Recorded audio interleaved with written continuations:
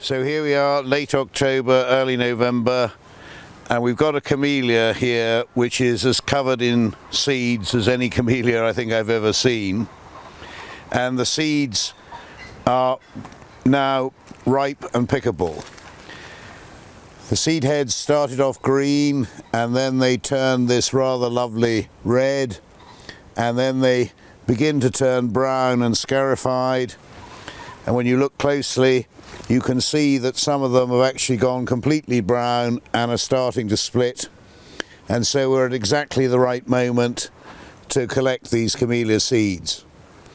This particular plant, quite why it has chosen to be seed so prolifically, I've no idea. But clearly the sun and the insects caught the flowers in a particularly fine, mild, calm day, because you very seldom see this many seeds on camellias. Generally the camellias which set seed are single flowered ones rather than double flowered ones, because as camellia breeding has developed, so camellias have become huge and double flowered, and actually they don't have any anthers and stamens. Therefore a lot of camellias aren't capable of actually producing seeds because they have no male and female fertile parts. This plant clearly does, and we're exactly at the right moment to collect some of these seeds. They'll fall off into your hand when they're ripe, and they'll fall off very easily indeed. You know, I'm hardly touching them to pick them, rather like picking ripe apples.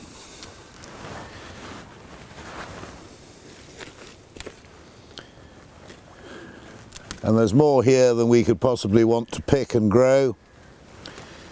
That particular seed has already lost its inner contents, or the seeds which we'll look at in just a second.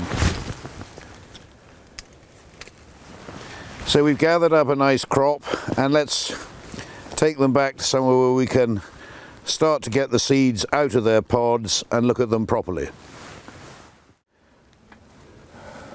So if we break open the seed pod, what we hope to find is some black seeds, but in fact we don't, because the seeds have already dropped out of this one and all we've got left is an earwig.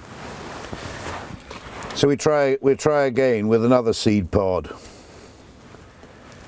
And again we're too late, just an earwig.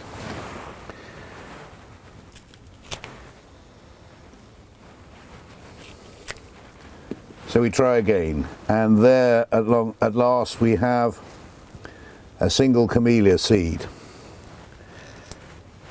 Now if you had collected these seeds, probably the best thing to do would be to keep them somewhere dry and warmish, but not with any heat.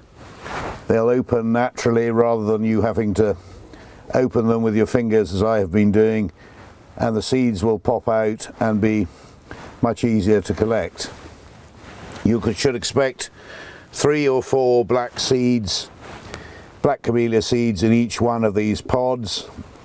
And the thing to do with the seeds when you've extracted them from the pods is to keep them dry in an envelope until the spring, and probably in late February, early March, plant them into a potting compost with a fair bit of grit, putting the seeds about 2 inches down into the soil, and they'll germinate in about 6 to 10 weeks depending on the particular variety.